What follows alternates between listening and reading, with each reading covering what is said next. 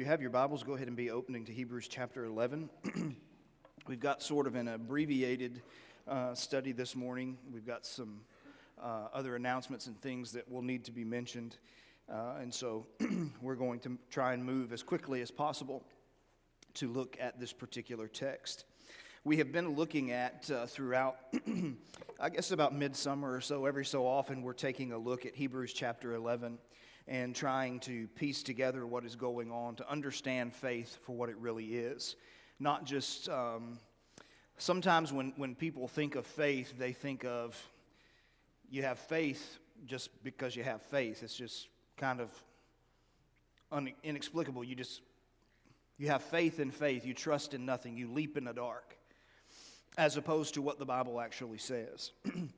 And so the working definition that we are using is one that I was taught from the time I was young, but at the same time, the older I've gotten and the more I've studied, the more I found it to be true, and that is simply this. Faith is taking God at His word.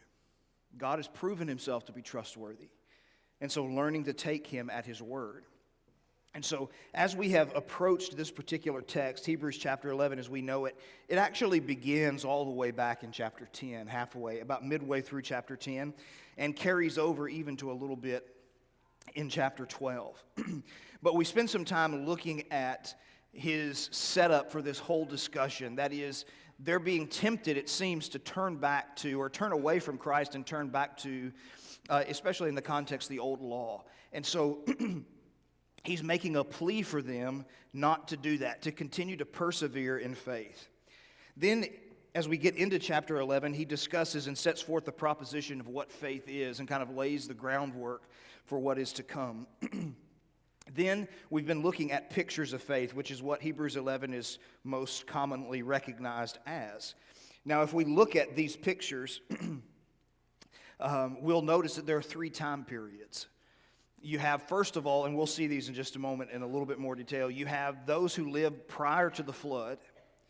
Then you have those who were the patriarchs, Abraham, Isaac, Jacob, Joseph, so forth. And then you have from the time of Moses all the way through the return from the exile and into the intertestamental period. And so each of those teach us something different, which we'll look at in a moment. And then tonight, hopefully, we'll look at and conclude our study by looking at chapter 12, the perfecter of our faith, Jesus as an example to show us how to do that. But more specifically, when we look at the people of faith, this is what we've been looking at. And so the antediluvians, anti-A-N-T-E, diluvians, or the deluge or the flood. So when we're looking at Abel and Enoch and Noah, we're looking at individuals who taught us just how to live fundamentals of faith. Okay, in how we worship God, in how we go about our work, and how we go about preparing for events unseen. They show us just fundamental elements of day in, day out, doing what God wants us to do. Then when we look at the patriarchs, it's about embracing promises, because God has made them promises, many of which, actually all of which, they will never live to see fulfilled in their fullest expression. Okay, Abraham, the only part of the promised land Abraham ever owns, you remember, is a cave in which to bury his dead. That's it. And so, how do you deal with the tension of God promising something, but yet that promise is something that's still yet in the future, the fullest fulfillment of it? Then we spent some time, we spent most of our time looking at Moses, because that's, of course, we're taking the cue from the text, however he discusses it. And so we're looking at Moses and the people around his time period. And the emphasis there is in overcoming the world. Learning how to live in a world that is hostile to you. Learning how to endure those things and make decisions in difficult circumstances. Well, we're going to continue that study, the third side, really, of that study, now in verses 32 through 40, where the writer of Hebrews is simply just giving us a summary. When he says, I could go on and on about this person and this person and this person and this person. And so what he does in this summary, though, is two things. The first thing he does is he paints us pictures of faith in this summary who triumphed. That is, when you look at it in human eyes, they triumphed. They went in through a difficult moment. and they came out on the other side. But then he turns our attention and says, but there were also people who suffered. And in the eyes of human beings, in the eyes of the world, it doesn't seem like they triumphed. It looks like they suffered. But the overarching point is they won. So, as we think about this, first of all, consider the ones he said who triumphed. Look at verses 32 through 35, or the first part of verse 35. He says, and what more shall I say? For time would fail me. Time would fail me. It would seem that Hebrews, and I think we might have mentioned this, that Hebrews actually is probably a sermon that was written down and composed.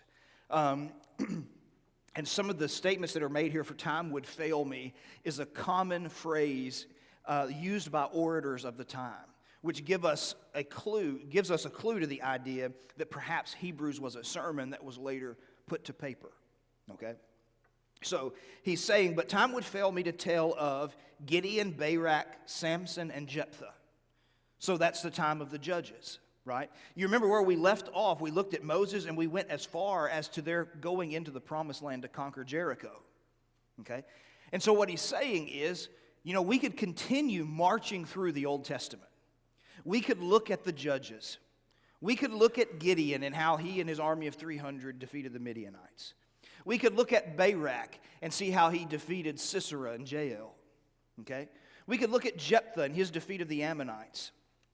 We could look at Samson and his overthrow of the Philistines in Judges 13 through 16. We could look at all of those particular people in what is arguably one of the darkest periods of Israel's history. But they accomplished and they made great moments. They had great moments of faith. Okay? Now, one of the things you will find, though, when you read Judges is there were also, in many ways, monumental failures. But they had these moments where faith took over and faith characterized them. And so we're introduced to some of the judges. And then, of course, from the time of the judges, he moves in to talk about David and Samuel and the prophets. Now, I understand David here could be a reference. Samuel, of course, was a judge. He was the last. And David, of course, was the first king. But I think the emphasis here is when he compares them to David, Samuel, and the prophets. And so he's looking at the prophets of God who would come afterward. As the United Kingdom went forward, you had spokesmen for God. And, of course, into the divided kingdom, you had many more. And so he introduces us to a great list of individuals. And then he says, here were the things that they did. You might summarize it this way. Number one, they built an empire who through faith conquered kingdoms, enforced justice, and obtained promises. Okay? Who through faith conquered kingdoms. This is, in my estimation, talking about David and his rise. 2 Samuel 8 that categorizes his rise and bringing Israel to the zenith of its power. It says they enforced justice. Kings were always to rule in justice. As a matter of fact, the Old Testament is filled with the prophets condemning the leaders of Israel for not ruling with justice. Okay? So, by faith, they enforced justice. Enforcing justice is a way in which we live by faith. Okay? So, they conquered kingdoms, they enforced justice, and they obtained promises.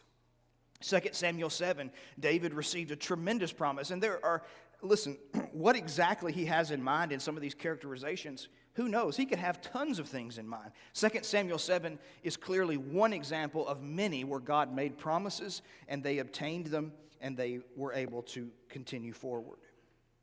Then you might categorize the next grouping of words is that they won battles.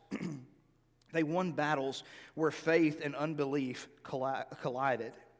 It says that they stopped the mouths of lions.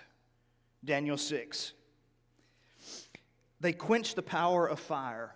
Daniel 3. They escaped the edge of the sword. Tons of examples. 2 Kings 6 with Elisha escaping the sword.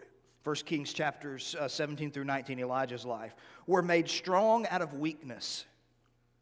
When you go back to Gideon and he has thousands of soldiers, and what does God tell him to do? Let the ones who are afraid go home. Then when he does that, he says, you still got too many. Take them down to the river and see how they take water from the river to drink. Then cut them down to 300. And now with 300, go to war. And the reason God was doing that was out of that weakness, he would manifest his strength. There would be no human explanation for their victories.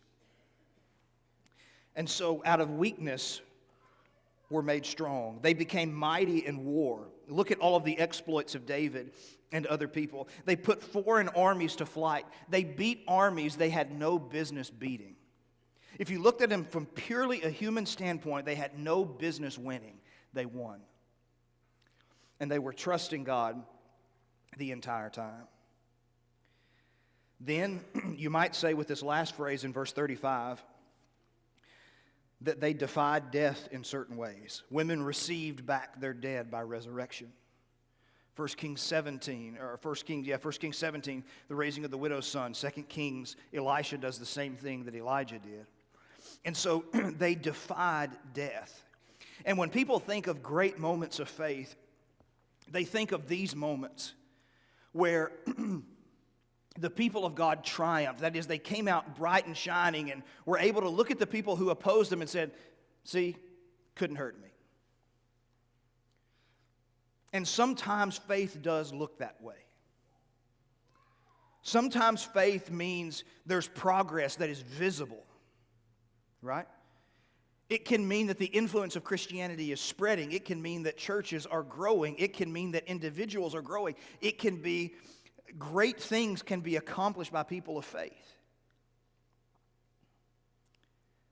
Sometimes that's what faith looks like. And to be honest with you, that's what we want faith to look like. We want faith to look like the moments where our number is growing. Our people are growing. We're accomplishing feats that other people are taking notice of. That's what we want faith to be, and sometimes it is. But other times it looks very different than that. As a matter of fact, when you look at the accounts of deliverance, we looked at this a little bit when two of Daniel 3 and Daniel 6 are both mentioned here. Quenching fire and stopping the mouths of lions. Both of them are mentioned here. And when we studied that text, one of the things we pointed out was simply this. These are the exceptions, they are not the rules. More times than not, God allows his people to die in an unjust way. And that's the second part of this. They suffered. Look at verse 35, continuing. Some were tortured, refusing to accept release so that they might rise again to a better life. The idea for the word tortured here is to lay a person out flat, to stretch their stomach muscles, and to commence a beating process that would completely destroy their internal organs until they died.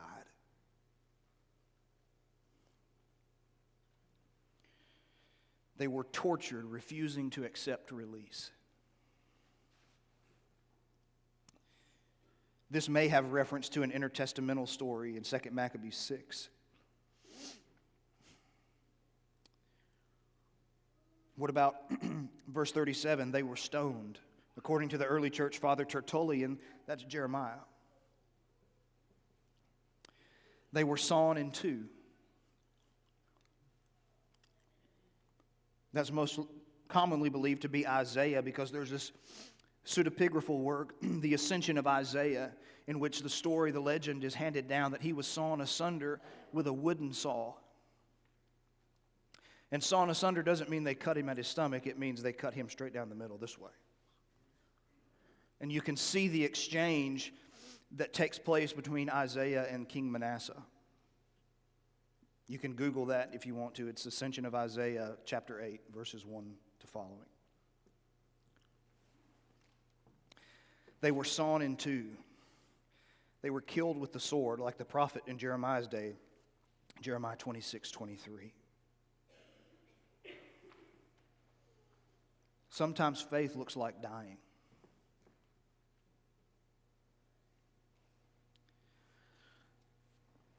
Other times, faith looks like simply being ostracized. Others suffered mocking and flogging.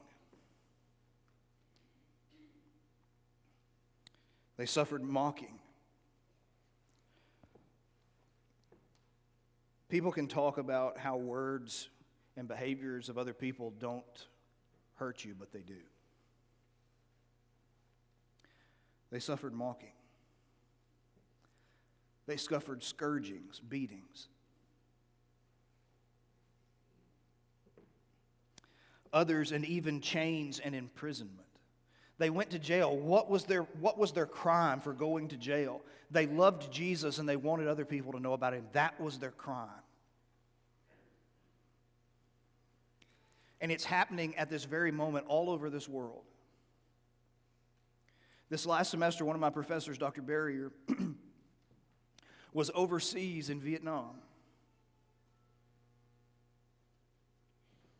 where the government shut down their studies.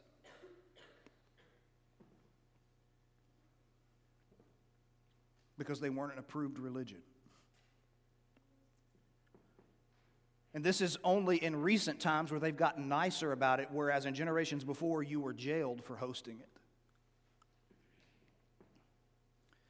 And when they took you to jail, they didn't handle you lightly.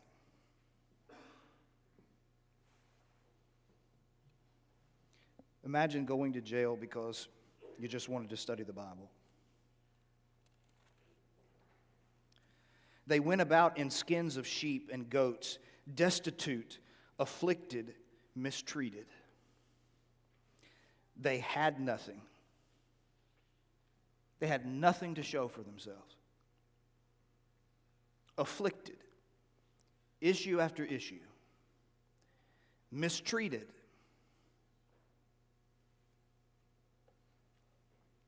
Wandering about in deserts and mountains and dens and caves on the earth. They're hiding. They can't walk openly in public. They're hiding.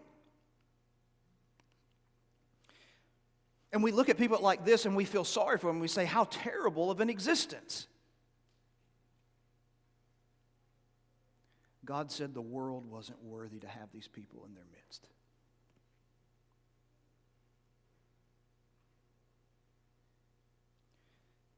Of whom the world was not worthy. There are people still in our world who are so strong and so faithful and so good, our world does not deserve to even see them. Sometimes this is what faith looks like. It is the very opposite of everything. Every society, every culture has its idea of what the good life, the flourishing life looks like. Every society, and in many ways they're almost identical. But this is exactly what Jesus called in his Beatitudes the blessed life. This is God's view of the life that is good and that is flourishing and that is prospering.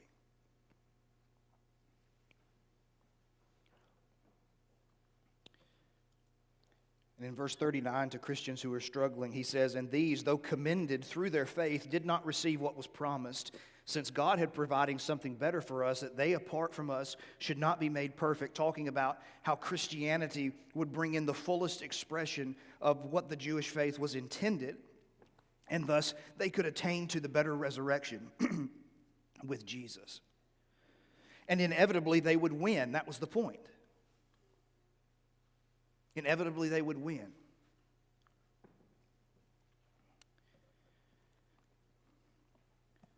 Sometimes living by faith looks like we're losing.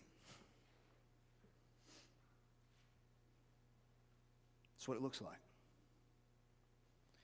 It feels like we're taking steps backward. It feels like people are becoming more hostile. It feels like we are constantly taking hit after hit after hit after hit after hit.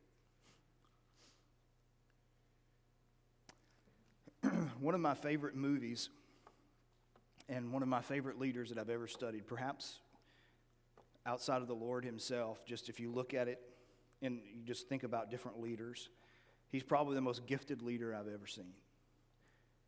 And his name, he died recently, and he lived in Auburn his last years, Lieutenant General Harold Moore. Mel Gibson immortalized him in the movie We Were Soldiers, based off a book that he had written with one of the correspondents there. One of the most gifted leaders I've ever seen. The way he loved and cared for the men who fought under him.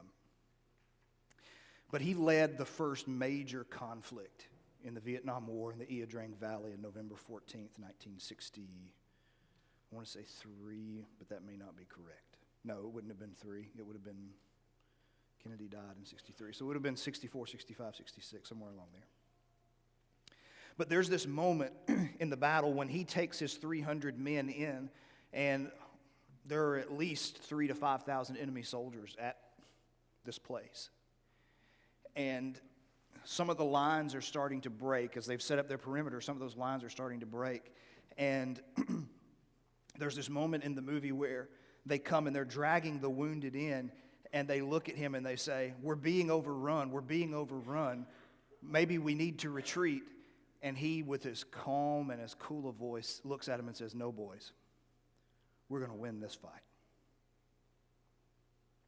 We're going to win this fight. Even though everything around us makes us think we're going to lose, we're going to win." And they did.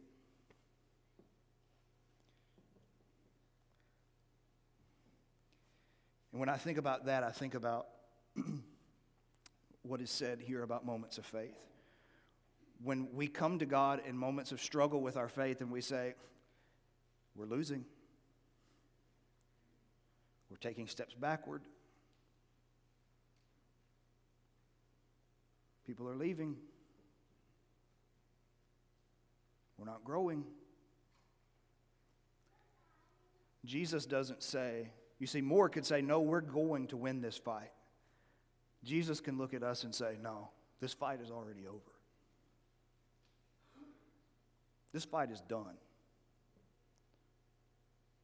I won it 2,000 years ago, and it's over with. We're going to win.